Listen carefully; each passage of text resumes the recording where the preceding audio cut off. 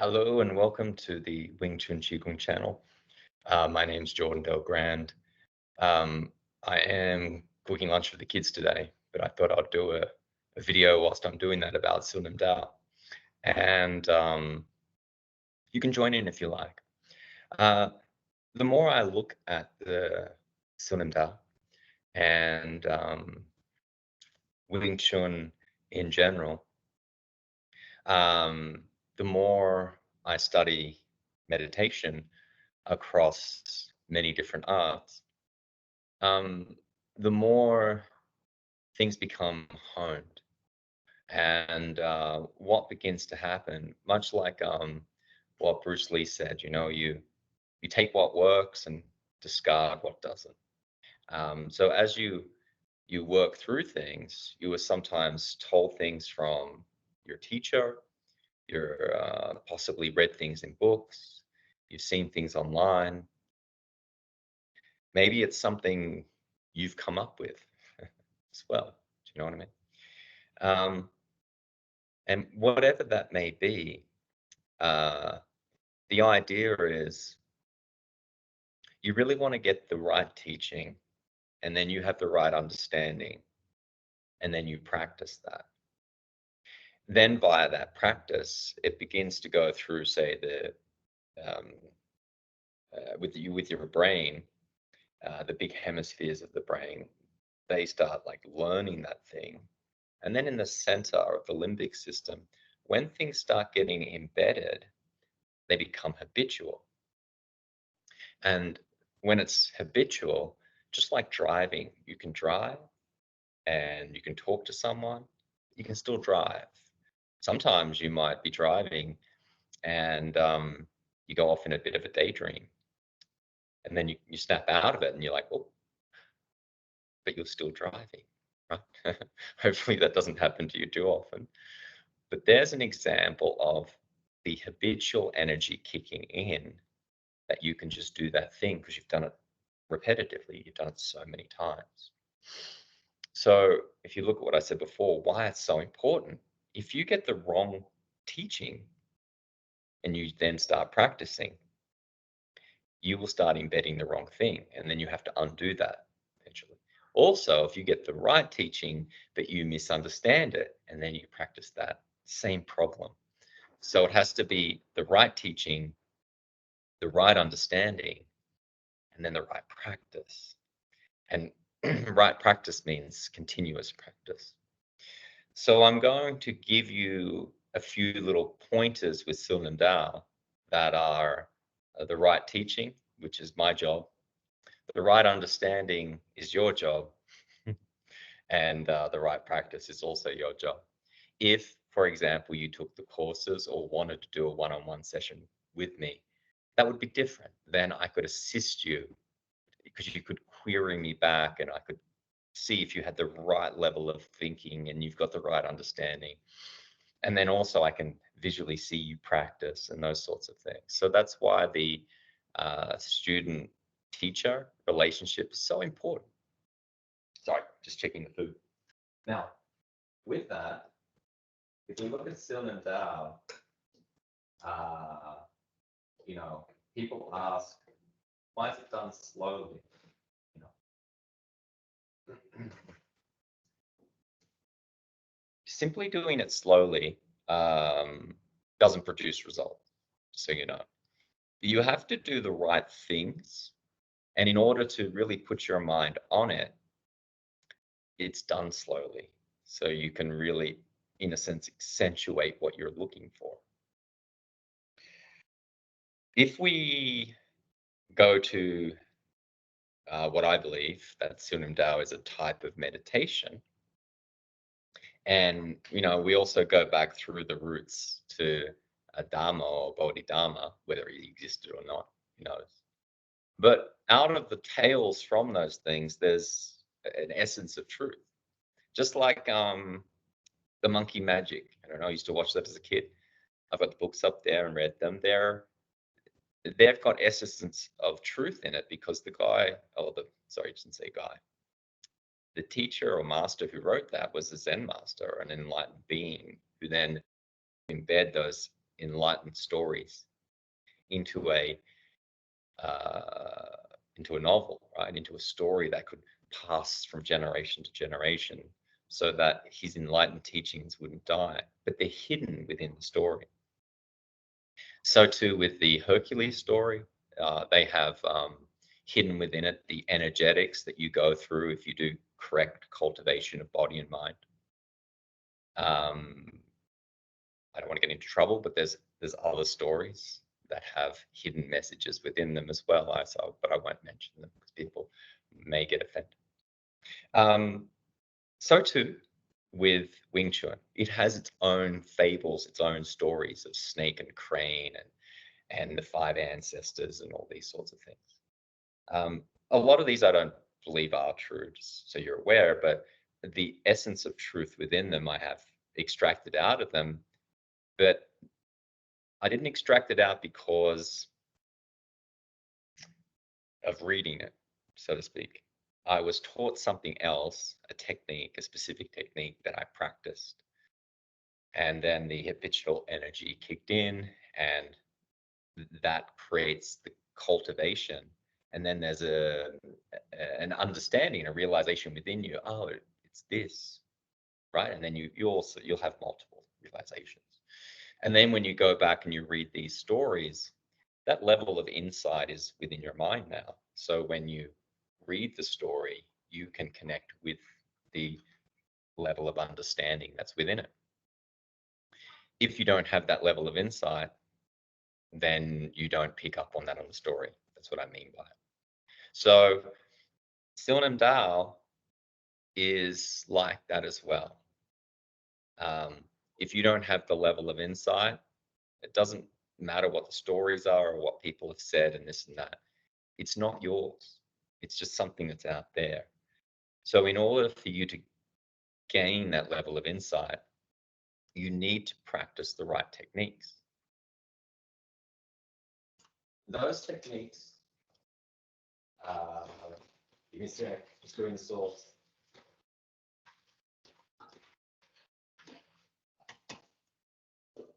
We're going to chat about today. And we're going to talk about Dharma and just a story from him and how that relates to Silnam Dao. When his first disciple met with him, when I believe the story goes, he was in the the Shaolin cave. Damo said to him, "Look, I'll teach." He's a bit of a bastard, to be honest, what some things he did, what he asked for. But of course, it's probably this meaning within that as well. You need to dig in and meditate on, understand. But one of them was he was sitting there and he said, "Well, if you can move me, then I'll teach you." And so the student goes up and starts trying to push him, but he can't move him. He's immovable. He's seated like a mountain. Okay. And so when we stand in Silnam Dao, it's very important that if you're standing and somebody puts pressure on you, forward pressure, you don't go back. So too, if they put backward pressure, you don't go forward. And if they put sideward pressure, you don't go to the side. Okay. If they put downward pressure, it simply just goes down. And so in order to test that you're standing correctly, and I help students do this, I usually put downward pressure on their shoulders. And they can feel their body connect in. I gently, not a lot of force, put a bit of pressure on the crown of their head or the Baoe point, so they can feel the interconnectedness of the spine, that the spine runs all the way from the tailbone all the way to your crown. I understand that the spinal column, in a sense, ends here at the cervical, but we take the skull into all of that because you want that whole connection. So too, when you are talking about the whole body, your body isn't just your torso, and it's not your torso and your head. It's those with your limbs as well. So when you need to stand like a mountain, you also look at the the elements, right? I saw some videos of, I think it was Sifu Gary Lam. He's doing the Chinese elements that you see in traditional Chinese medicine. I'm just going to park those. It's very neat what he's talking about, and I agree with that. And I've looked into that and studied that as well. One of the other types I like to study is the elements that are found within the Greek or Western alchemy, and it's also found in Tibetan Buddhism. And those elements are earth, water, fire, and air, and space. The correct cultivation has you transmuting your body and energy to go through those elements. But I began with earth, and I'm talking about a mountain. So if you can't embrace and become earth-like, like a mountain, then you can't really progress to the water phase, right? Because you go from earth to water. And if you can't be like water, then you can't progress to the fire or smoke, is probably a better analogy, phase. And if you can't get to that phase, then you can't get to the airy, windy phase. And if you can't get to that phase, you can't get to the spacious, empty phase. So, how do you get to the earth phase? Well, in internal art, they talk about song. I have a formula I use for song that I provide in the online course, and I'm not just going to give that formula away. But I can talk about different parts of it. And it really kind of is a balancing act of two things, of relaxation and releasing or opening. Release and open and relaxation. It's like a combination of those when you do song. And so when we practice our standing, we have to understand that it's a technique that's found in the Chinese martial arts called, this is perfect, let me just turn this off, standing steak. All right. And so when we stand like a steak, we need to be relaxed, but we can't be like, I'm cooking noodles, which is good.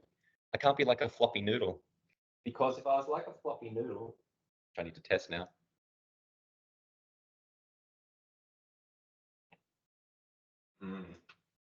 Few more minutes. Then when someone pushes on me, I just flop down. Right? It's not what it's about. So the bigger muscles, they need to be relaxed. But there's that other component about the expanding or releasing. And this is really to do with your joints and your bones and the interconnected tissues, your fascia, that you understand how they operate and you understand how to distinguish the two.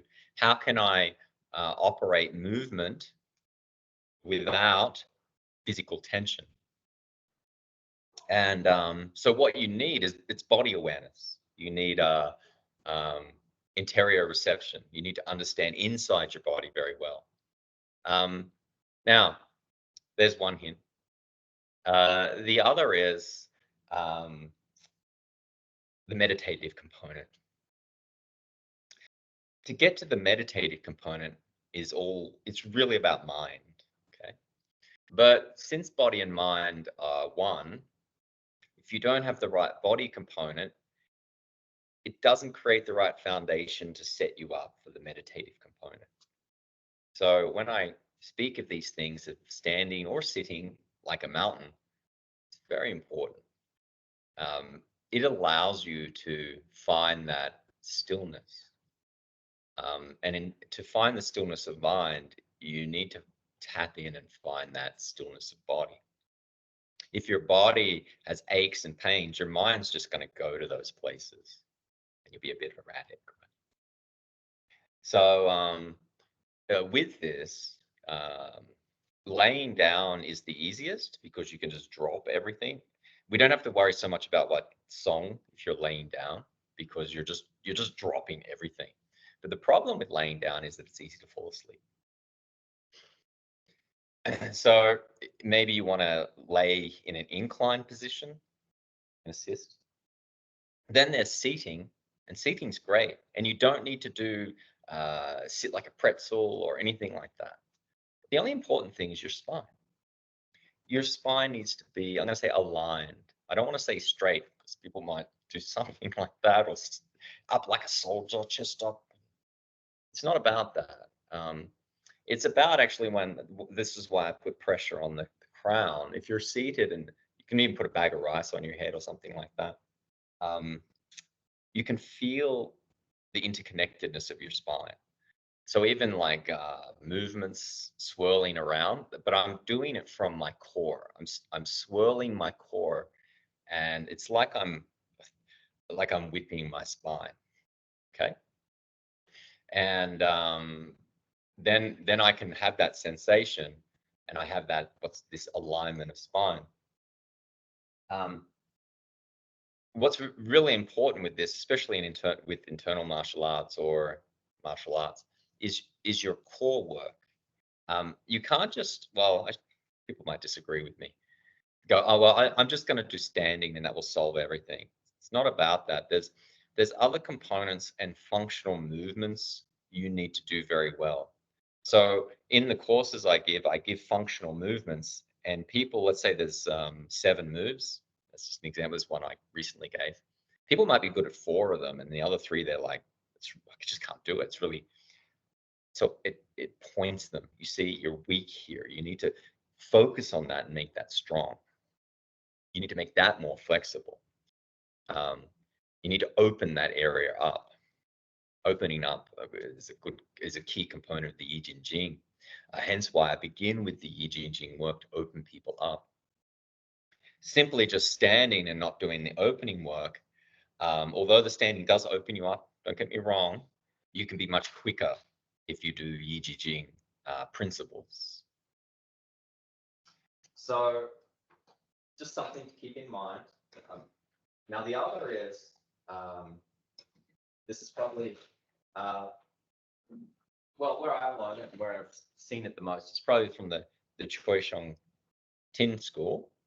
I do this to a, yeah, look, it's kind of funny. I do it to a degree, but I don't follow that school.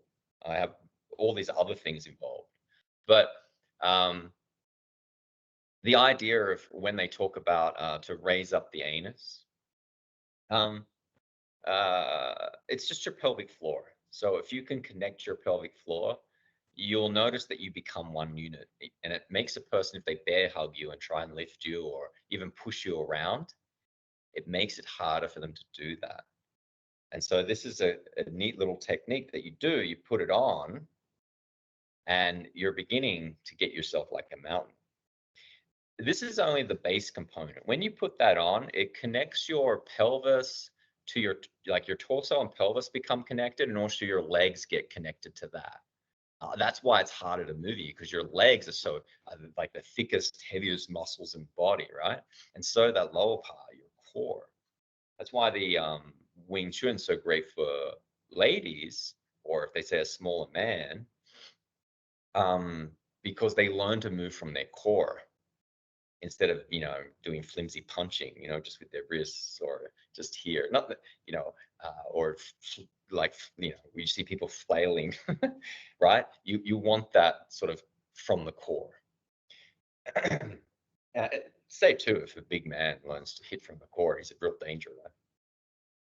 So you have to practice that when you're standing, and it's something that you always do.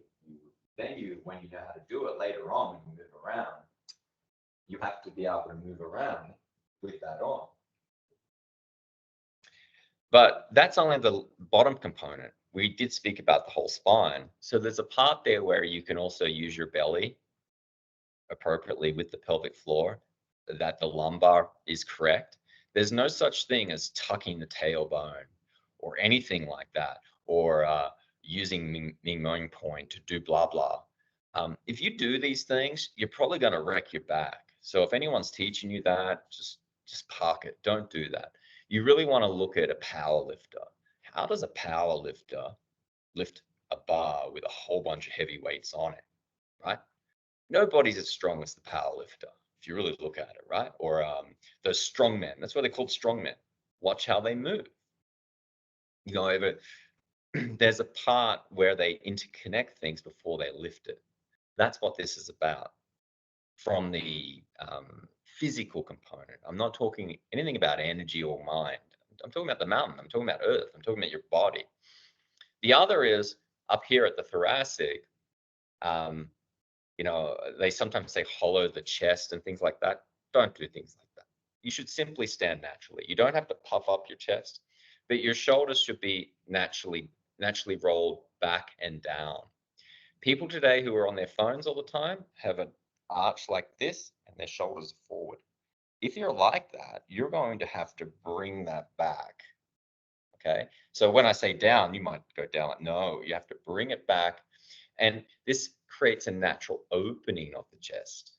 The chest is, so you will feel like a flowering and opening. The cervical region through the skull is best handled by the Bahoy.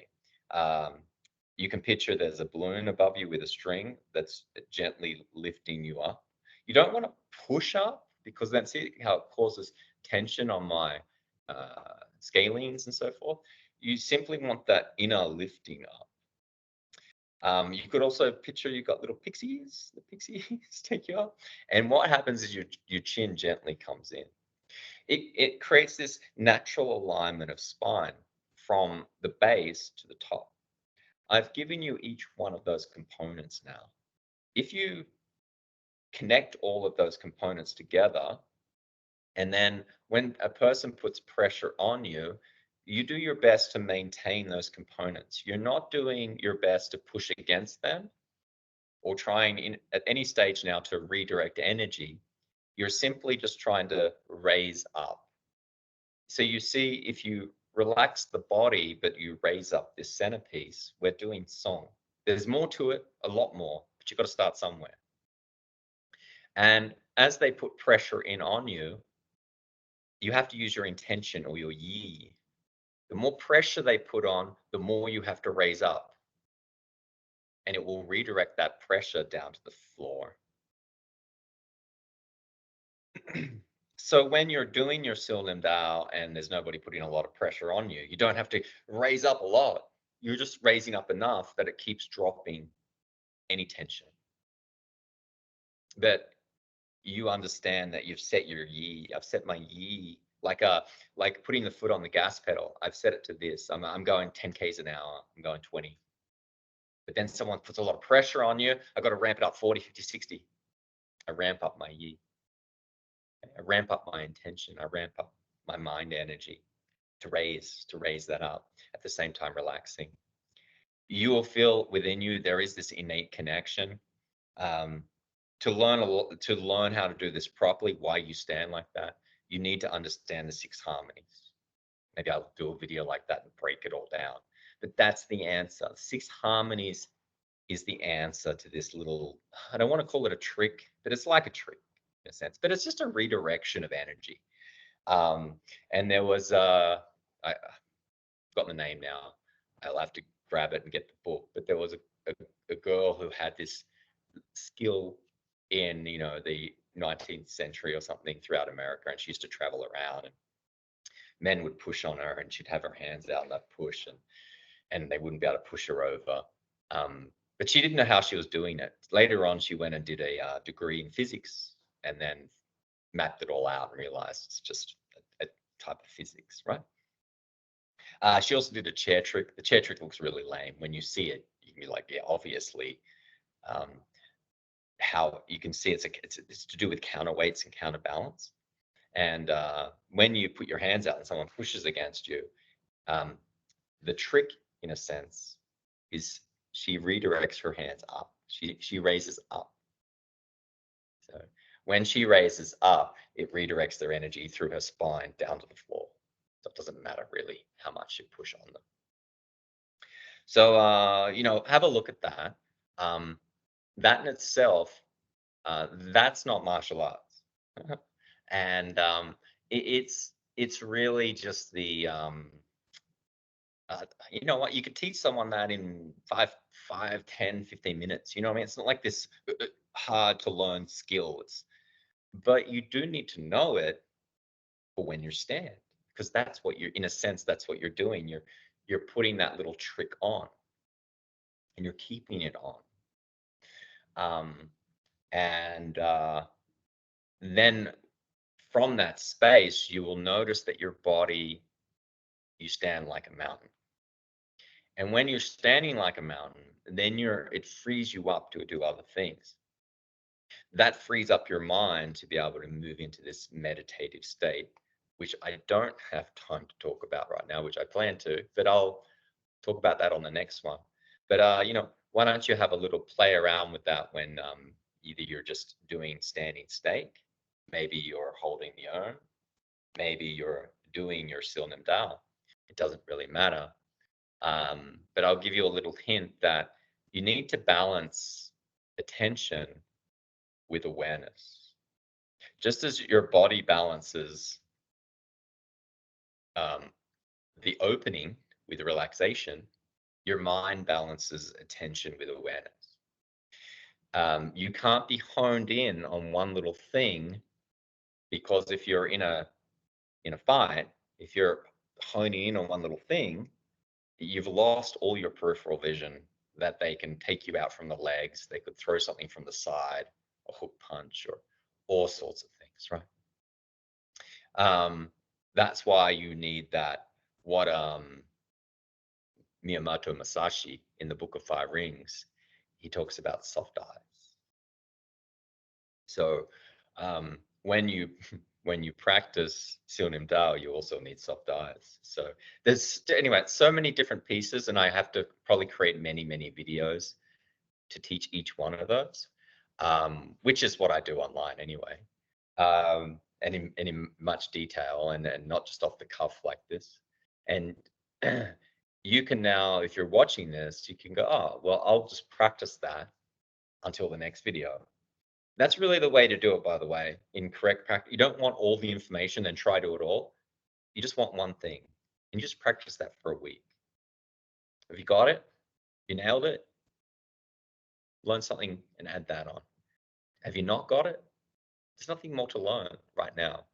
Just keep practicing that until you break it and you fully understand it. Then you can add the next thing on. This is extremely important, that you just understand this really simple biomechanical, purely physical earth element instruction on just how to stand. All right. Hope you all have a great day and all the best.